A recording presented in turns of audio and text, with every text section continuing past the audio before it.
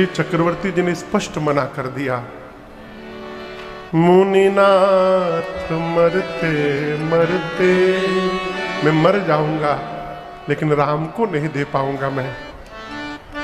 अच्छा, आप दर्शन करिए, आप किसी से कुछ मांगने गए, सामने वाला पहले तो कहे मांगिए मांगिए अभी दूंगा, और आपने मांगा और वो मना कर दे, तो आपको क्रोध आएगा कि प्रेम आएगा? कहिए। लेकिन आपको बताऊं, विश्वामित्र जी को जब दशरथ जी ने मना किया ना, तो विश्वामित्र जी को क्रोध नहीं आया, वो प्रेम में मग्न हो गए। बोले धन्य है महाराज, धन्य है आप, हम विरक्त महात्मा हैं, आप गृहस्थ हैं। लेकिन आज पता चला मुझे कि भगवान हम विरक्तों को छोड़कर गृहस्थ के घर में क्यों आते हैं। गृहस्थ होकर जितना आप राम को प्रेम कर ले रहे हैं, विरक्त होकर मैं नहीं कर पा रहा हूं। आप मेरे से धन्य है महाराज। गोस्वामी जी कहते हैं, सुनी नृप गिरा प्रेम रस सानी, हृदय हरस माना मुनि ज्ञानी। तब गुरुदेव भगवान श्री वशिष्ठ जी ने महाराज से कहा, महाराज राम लक्ष्मण को मैंने शिक्षा दे दी है, अब आयुध की शिक्षा इनको विश्वामित्र जी देंगे, इसलिए विदा करने करिए आप। गुरु जी ने कहा कि आपको चारों पुत्र यज्ञ की कृपा से प्राप्त हुए हैं, और ये विश्वामित्र जी यज्ञ रक्षार्थ मांग रहे हैं, आप मना नहीं कर सकते, आपको देना पड़ेगा। एक महात्मा कह रहे थे, तब वशिष्ठ बहु विधि समझावा। गुरु जी ने कहा कि महाराज मैंने राम जी की कुंडली देखी है, क्या जब तक ये बाबा जी के साथ जाएंगे नहीं, आपके घर में बहू आने वाली नहीं है। ये लेके जाएंगे तो बहू के साथ भेजेंगे। बहु विधि, बहू के विधि से समझाया। महाराज सुने कि जाएंगे तो बहू लेके आएंगे, महाराज तुरंत आंसू पोछे, गदगद हो गए। अत्यादर जो तनय बोलाए,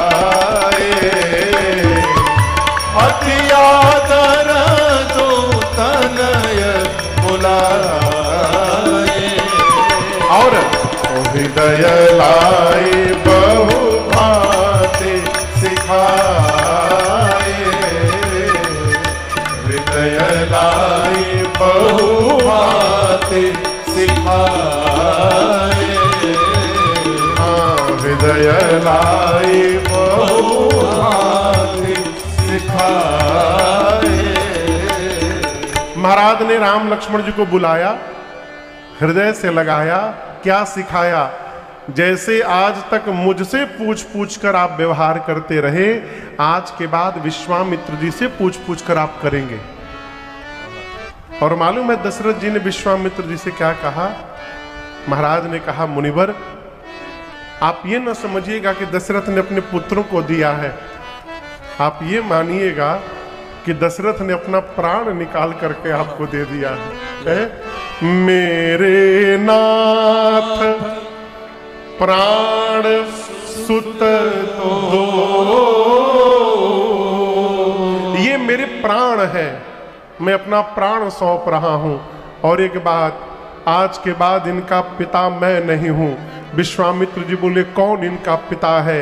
महाराज बोले, तुम मुनि पिता, आपको छोड़कर आन नहीं को, आज के बाद आप ही इनके पिता हैं। यदि दशरथ जी महाराज ये बात न कहे होते तो विश्वामित्र जी राम जी से धनुष न तुड़वाते। कहते पहले अपने बाबूजी से पूछिए तोड़े कि ना तोड़े, ये स्थिति ना आवे, इसलिए महाराज ने पहले ही कह दिया कि आप ही पिता हैं। अर्थात इन दोनों के विषय में कोई निर्णय लेना हो तो आप पिता हैं, आपको मुझसे भी पूछने की आवश्यकता नहीं है, आप स्वतंत्र हैं, जो मन करे सो निर्णय लीजिएगा। राम लक्ष्मण जी पिताजी को प्रणाम करके रनिवास में माताओं के पास गए, प्रणाम करके चले। चलते चलते विश्वामित्र जी के साथ ताटक बन आया। कौन सा बन? बोलिए। आजमगढ़ जानते हैं? आजमगढ़, आजमगढ़ के पास एक जगह है अतरौलिया। हम लोग 2 साल पहले वहां कथा गाने गए, तो वहां पर एक बहिरा देव स्थान है। अतरौलिया से अंदर जंगल में बहुत विशाल स्थान है, बाबा बहिरा देव का स्थान। वहीं पर राम कथा हम लोग आए तो जाकर पता चला कि वही स्थान ताटक वन था जहां ताड़का रहती थी। ताटक वन जैसे आया, ताटक वन,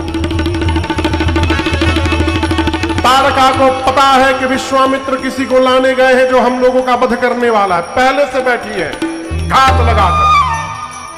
आवाज सुनाई पड़ी विश्वामित्र जी की, सुनी ताड़का दौड़ी विकराल रूप धारण करके।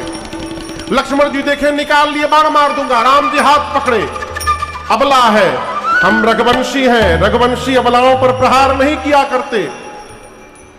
विश्वामित्र जी बोले, राम अबला नहीं, यही सबसे बड़की बला है, मारिए तुरंत। जैसे कहा विश्वामित्र जी ने, लक्ष्मण जी को राम जी ने कहा, आप बाण रखिए।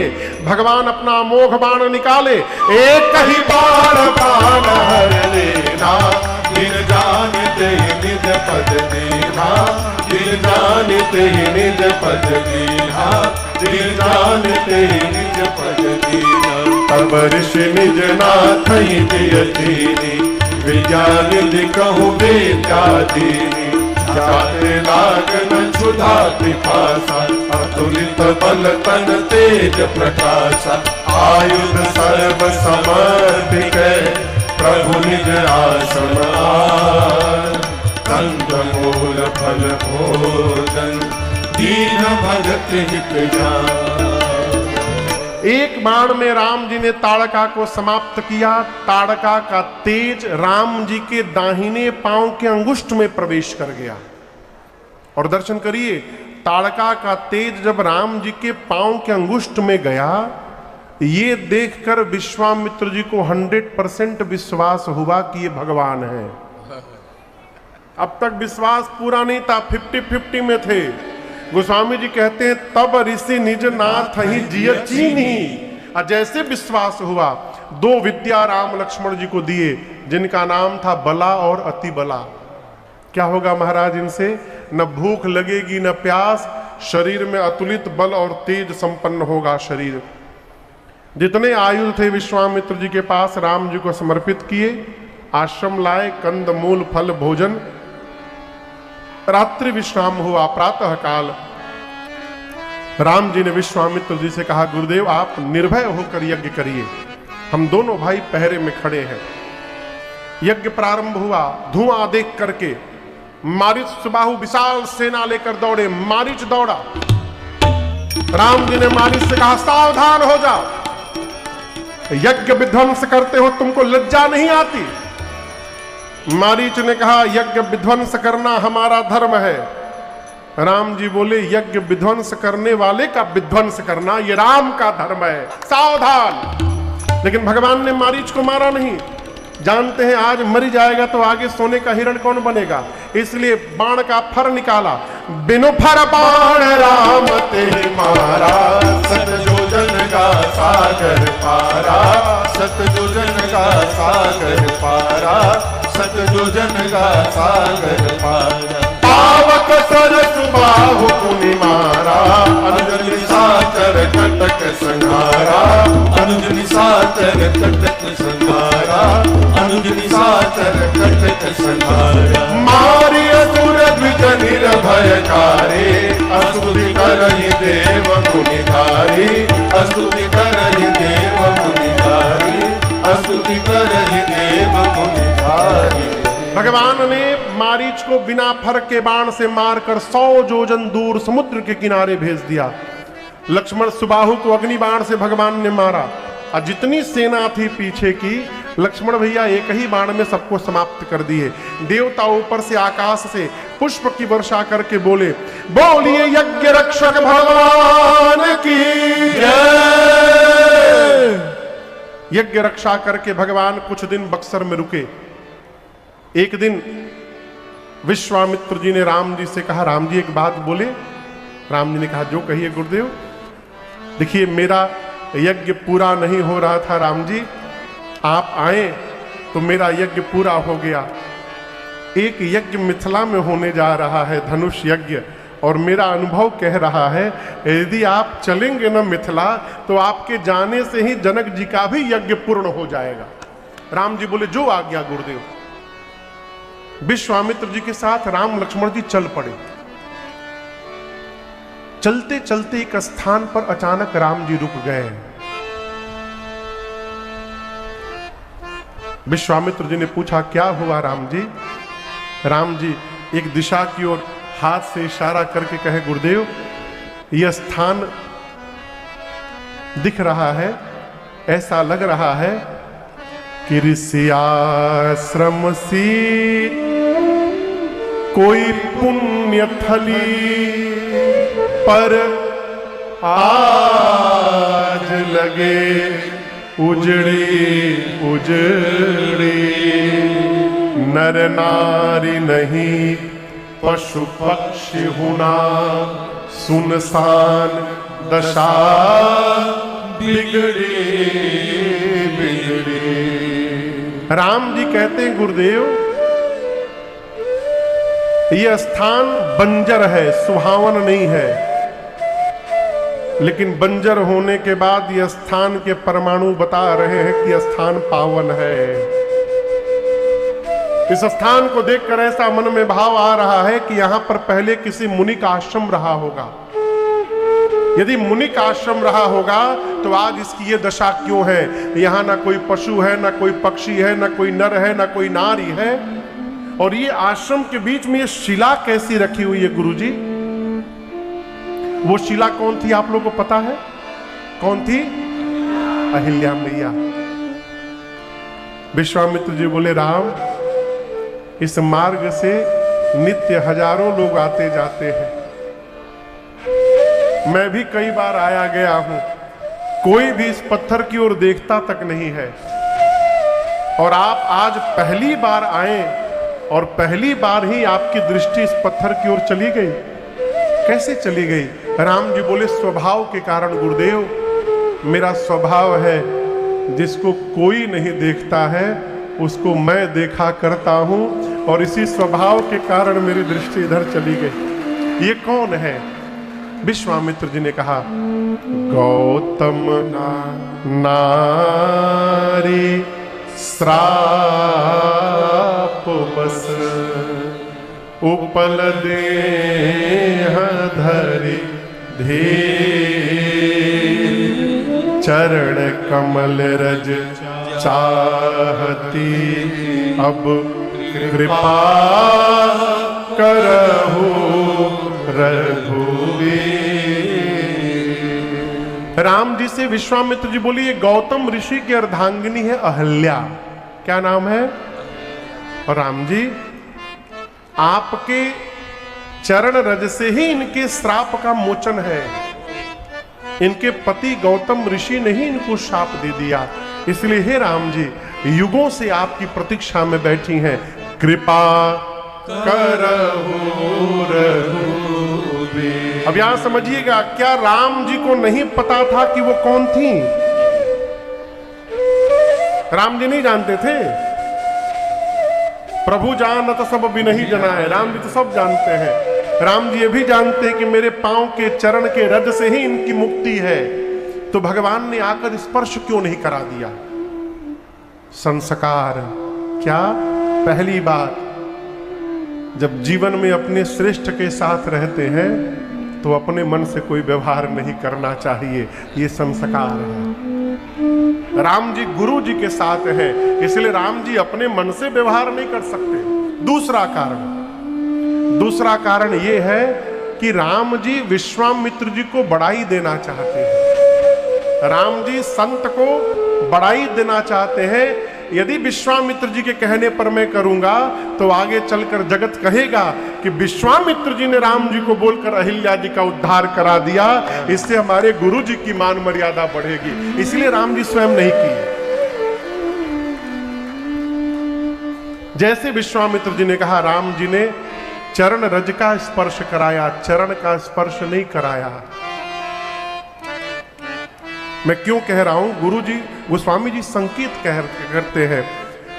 अच्छा आप बताओ, राम जी मुनियों को दंडवत करते हैं, और मुनि पत्नी के ऊपर पांव रख देंगे राम जी। यहां गोस्वामी जी संकेत करते हैं, पर सत पद पावन शोक नशावन। यदि राम जी पांव रखे होते तो गोस्वामी जी परसत नहीं लिखते, क्या लिखते? राखत पद पावन शोक नशावन। गोस्वामी जी कहते राम जी ने पांव परोस दिया। परोसना समझते हैं? अब तो गांव में भी बुफेलो सिस्टम आ गया, भोजन वाला। पहले नीचे बिठाकर खिलाते थे, तो कहते थे सब्जी परोसिए, दाल परोसिए, चावल परोसिए। परोसने, यहां भी यही बोला जाता है ना, परोसने का मतलब इस प्रकार से सामान दिया जाए कि इस वस्तु चली भी जाए और पात्र का आपस में स्पर्श न हो, ऊपर से देने को कहते हैं परोस देना। तो गोस्वामी जी कहते हैं राम जी ने पांव परोस दिया, अर्थात राम जी पादुका से पांव निकाले। रज चाहिए, रज तो लगा नहीं है। पादुका से राम जी पांव निकाले, माटी में तनिक पांव आपन रगड़े, उसमें धूल लग गया। उसके बाद अहिल्या जी के ऊपर राम जी पांव ले गए और धीरे से भगवान ने पांव झटकारा, उसके रज कण झर के अहिल्या जी के ऊपर गिरे और जैसे गिरे मां अहिल्या चैतन्य होके खड़ी हो गई। वहां पर मां खड़ी हो गई, खड़ी हो गई। आप सोचिए, युगों से किसी की आंख बंद हो और जब उसकी आंख खुले और सामने साक्षात भगवान दिखाई पड़ जाए, उसकी क्या गति होगी।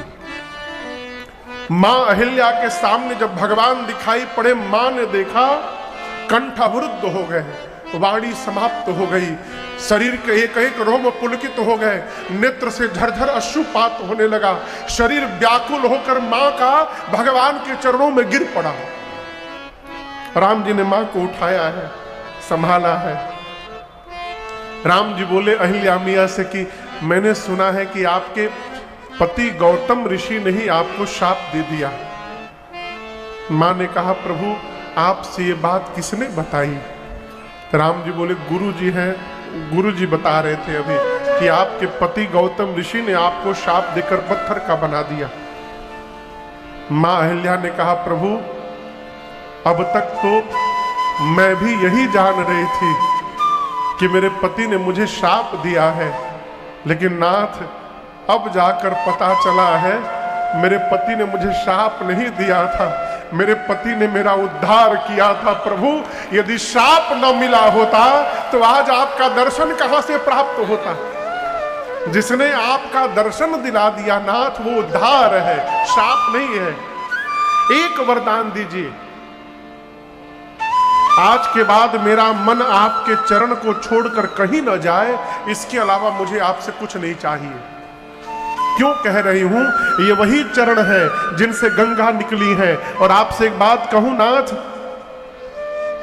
गंगा आपके चरण से निकली थी, इसलिए शंकर जी ने उस गंगा को सिर पे चढ़ा लिया, आपके पांव से निकली थी। लेकिन प्रभु आज मैं शंकर जी से भी आगे चली गई। राम जी पूछे वो कैसे?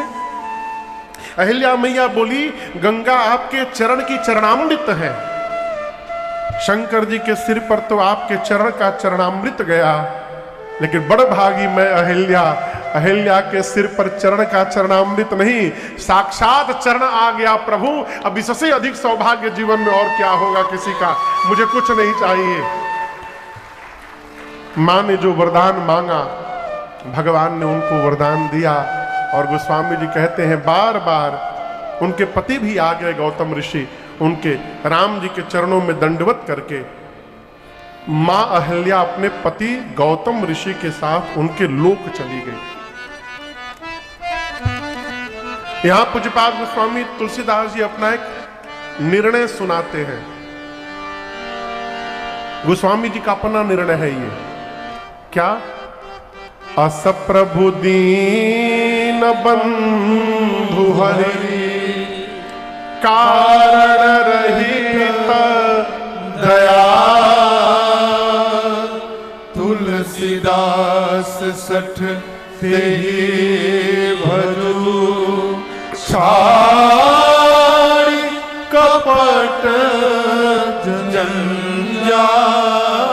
गोस्वामी जी कहते हैं अस प्रभु, अस मन ऐसा। तो आप पूछेंगे ना कैसा है? गोस्वामी जी कहते हैं कैसा? कारण रहित दयाल।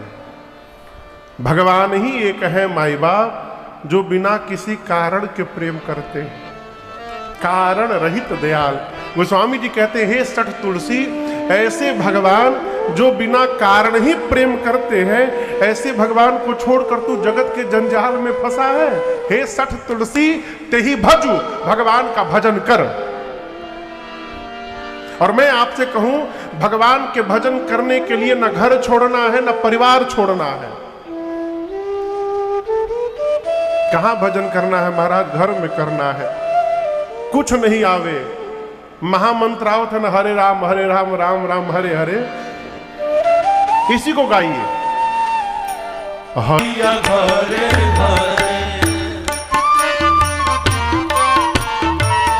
गा के गईल दास गई तेरी, गा के गईले दास गई तेरी। राजन सुन साचे जिकरी, राजन सुन साचे जिकरी। गा के गईले दास गई तेरी, गा के गईले दास गई तेरी।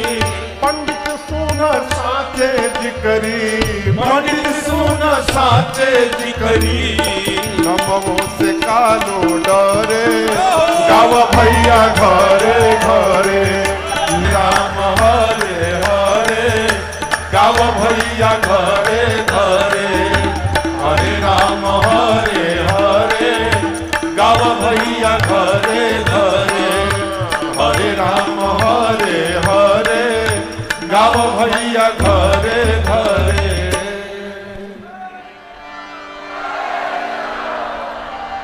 अरे नमवे से काल डरे, गाव भैया घरे घरे। तू बैठी गाव चाहे खड़े, गाव भैया घरे घरे। भजन करिए। गोस्वामी जी कहते हैं प्रभु ने मां अहिल्या को गति प्रदान की, आगे बढ़े, गंगा जी में स्नान हुआ और चले, और भगवान शीघ्र मिथिलापुरी में प्रवेश कर गए। कहां प्रवेश कर गए? मिथिलापुरी। आप में से कोई मिथिला गया है? जाके तो हम हो गए हैं।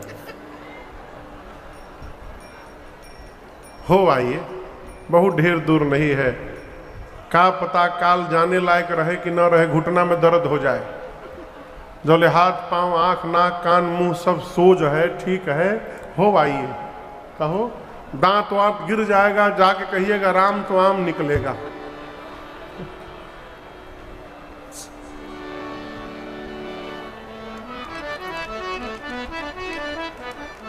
हम एक आदमी को जानते हैं, बूढ़ी माई अब तो नहीं रही, वो अपन दांत हाथ में लेके घूमती थी।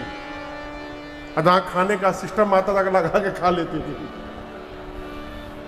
तो हम पूछे माई हाथे में लेके कहा दांत घूमत हो? बहुत गुस्सैल माई, हवा से झगड़ा करे।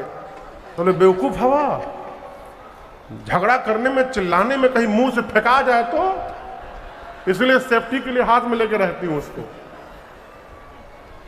हो आइए, हो आइए, आइए एक बार भाव श्रद्धा के साथ बोलिए मिथिला धाम के जय। भगवान मिथिला पहुंचे, एक सुंदर आम के बगीचे में विश्वामित्र जी के साथ रुके। जनक जी महाराज को सूचना मिली कि विश्वामित्र महामुनि आए, समाचार मिथिलापति पाए। दौड़कर विश्वामित्र जी आम के बगीचे में गए, विश्वामित्र जी से मिलने। जनक जी महाराज आए, चरणों में दंडवत किए हैं। विश्वामित्र जी ने आशीर्वाद देकर बिठाया है। और आपसे कहूं, जिस समय जनक जी महाराज विश्वामित्र जी से मिलने आए हैं, उस समय वहां राम लक्ष्मण जी नहीं थे। कहां थे? गए रहे देखन फूलवा। जिस समय जनक जी विश्वामित्र जी से मिलने आए, उस समय राम लक्ष्मण जी फुलवारी देखने चले गए। कहां चले गए? जानबूझकर। राम जी सोचे यदि मेरे रहते जनक जी आ गए और कहीं जनक जी की दृष्टि हमारे ऊपर पड़ गई तो हमको देखने के बाद जनक जी गुरु जी को नहीं देख पाएंगे, अब फिर हमरे गुरु जी का मान सम्मान कैसे होगा। इसलिए राम जी सोचे अपने को यहाँ से बाहर निकाला जाए, पहले हमारे गुरु जी का आदर सत्कार सब हो जाए, फिर हम आएंगे। विश्वामित्र जी से जनक जी मिले, तब राम लक्ष्मण जी प्रवेश करते हैं। और गोस्वामी जी कहते हैं, यहाँ आपको एक बात बताऊं, जनक जी विरक्त महापुरुष हैं, आकार को झूठा कहते थे, साकार भगवान की पूजा नहीं करते थे, निराकार ब्रह्म की चेतना में रहते थे। आकार को झूठा कहने वाले जनक जी महाराज जब मेरे सरकार के आकार को देखे तो उन्हीं में फंस के रह गए। जैसे राम जी के ऊपर दृष्टि गई जनक जी की,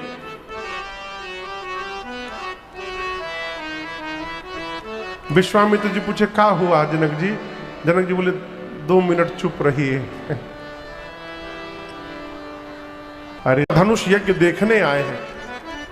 जनक जी सोचे विश्वामित्र जी के यार की उसकी व्यवस्था करनी चाहिए, आम के बगीचे में रहेंगे उचित नहीं है।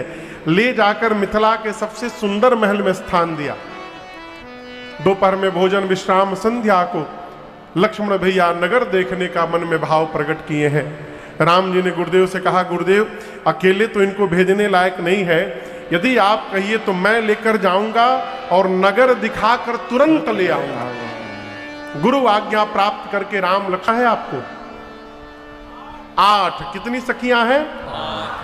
राम लक्ष्मण जी नगर में घूम रहे थे, ये सखियां एक छत पे खड़ी हैं। भैया पहली सखी बोली, संसार में कौन होगा जो इनको देखकर मोहित न हो जाए। दूसरी की बोली, चुप रहो, मैं इनके बारे में सब पता लगा ली हूं। जो सांवले वाले हैं उनका नाम राम है, गोरे वाले का नाम लक्ष्मण। ये दोनों अयोध्या के महाराज के लड़का हैं, यज्ञ रक्षा करने बक्सर गए थे, यहां धनुष यज्ञ देखने आए हैं। रास्ते में राम जी ने सतानंद जी की मां अहिल्या जी का भी उद्धार कर दिया। कितने नंबर की सखी ने कहा? दूसरी नंबर ने। लक्ष्मण राम जी नीचे चल रहे हैं, लक्ष्मण जी सुन लिए। लक्ष्मण जी बोले राम जी से, भैया लागत केहू खास बैठल बा ऊपर। पूरा परिचय हम लोग का दे दिए, एक बार देखो क्या ऊपर। राम जी हाथ पकड़े, बोले चुपचाप नीचे देखो, इधर उधर देखना नहीं है। तीसरकी ने कहा, तीसरकी सखी ने कहा, ये गोरा वाला तो नहीं, लेकिन ये सांवले वाले हैं। देखे में तो नीक लागे ई गोरका बदनवा, लुभाला काहे रे ए संवर के पे मनवा, लुभाला काहे रे ए संवर के पे मनवा। सखी बोली ये गोरा वाला तो नहीं, लेकिन सांवले वाले को देखने से ऐसा लग रहा है कि अपनी किशोरी जी के लिए एकदम उचित दुल्हा होंगे। मेरा मन कहता है यदि महाराज इनको पहचान गए तो बप्रण का त्याग करके बरबस ब्याह करा देंगे। कितनी नंबर की सखी ने कहा? तीसरी नंबर की। लक्ष्मण जी राम जी से बोले, भैया अब तो विवाह की भी सेटिंग होने लगी ऊपर, एक बार देखूं? राम जी बोले चुपचाप नीचे। सखी ने कहा, क्या कहती हो? महाराज ने देखा भी है, पहचाना भी है, लेकिन उसके बाद भी महाराज प्रण का त्याग नहीं कर रहे। ये बात सत्य है तो मैं कहती हूं ये सांवला ही सीता जी का दूल्हा बनेगा, इसमें कोई संशय नहीं होने वाला है। कितनी सखी हो गई? 5। जैसे आप लोग ताली बजाए ना, वैसे सुनते 6वीं सखी ताली बजा के नाचने लगी। सखियां पूछी तुम क्यों नाच रही हो? 6वीं सखी बोली, मैं ये सोच के गदगद हो रही हूं यदि सीता जी के साथ इनका विवाह हो गया और उसके बाद ये जब हो। अब कितनी सखी बची हैं? 2। बुरा ना मानिएगा, हर कमिटी में, हर ग्रुप में 1-2 निगेटिव माइंड के आदमी रहते हैं। उनका काम है केवल नकारात्मक सोच। यहां भी एक सखी है, बोली क्या बोली।